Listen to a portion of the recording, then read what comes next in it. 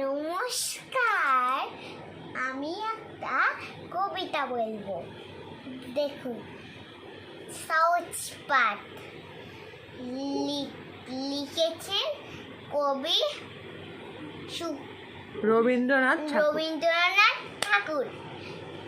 ছোট খোকা বলে অ আ, সেকেন্ডে সে কটা কওয়া, রস্বই দীর্ঘই বসি খায় ঠিক হয়, রস্যু দীর্ঘ ডাক ছাড়ে গেও গেও, ঘন মেয়ে বলে